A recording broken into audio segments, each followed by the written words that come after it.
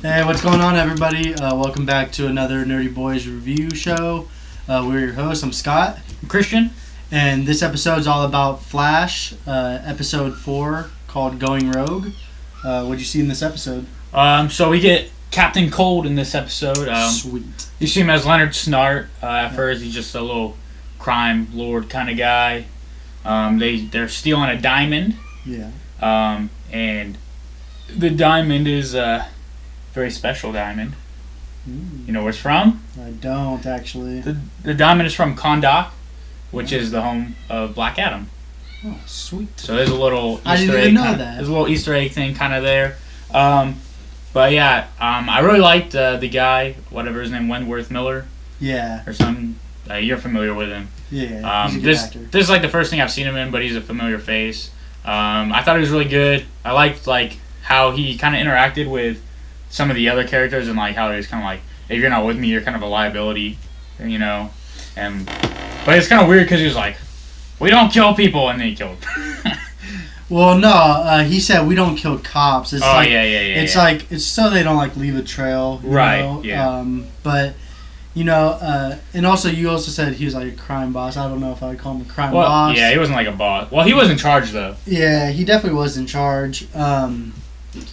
But yeah, in this episode you see the first scene you see him in is they're robbing an armored truck. Right. Why is that armored truck so significant? Oh, on the truck it said Blackhawk. Yep. And that's the company that Diggle used to work for.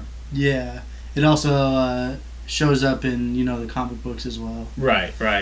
You also get a big role from Felicity this week. Yeah. I was reading on Twitter when it was airing, why is she even in this episode? She's not even important in this episode. But she was super important in that episode.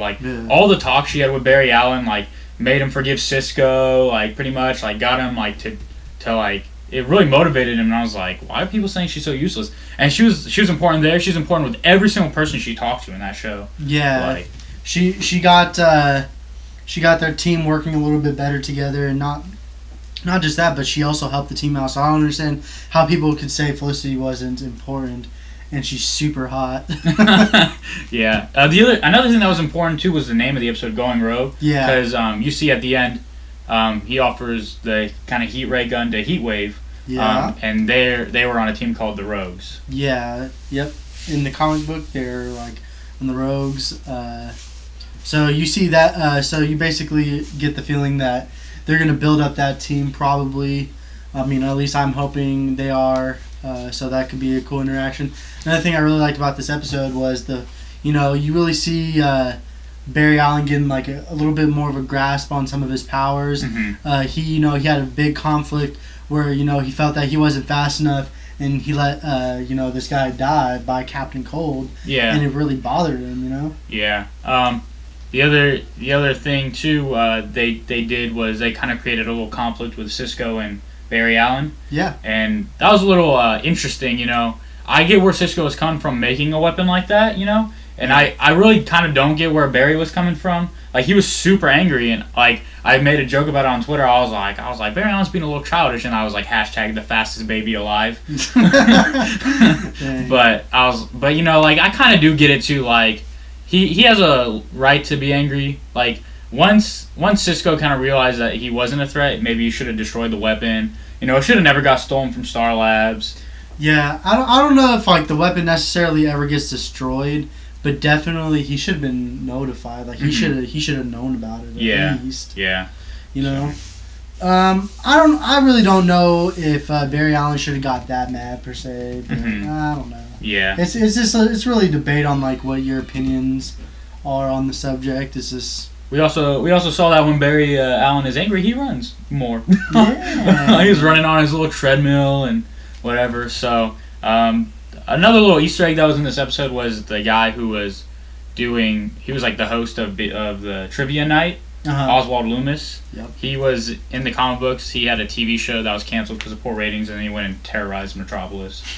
Because he had a psychotic breakdown. He was like, my TV shows are terrible. So let's just hope that doesn't happen to us. Yeah. I just yeah. Hopefully we don't get terrible ratings, but we're not on television, so maybe one day we might be. If you're lucky. If you're lucky. Yeah. We know next week we're getting Plastic. Yeah, that should be exciting. Yeah, she is a villain. Just remember that. And like whenever she touches something, it like can bust. She's kind of like Gambit almost, except she doesn't use cards. Yeah, but Gambit's cool. But Gambit's cool, and he has like a cool Southern accent. Yeah. So I'm real excited to see that, and I'm excited to see what they do with Heatwave and Captain Cold in the future, because I know they've had problems too. Like in the comic books, they didn't always get along, and like Heatwave is like a little reluctant to work with him. He's like, oh, I don't know. Yeah. So I think something I'm more excited about is because Christian's been like giving me some theories, and through reading Flash Rebirth, I totally agree with his theory.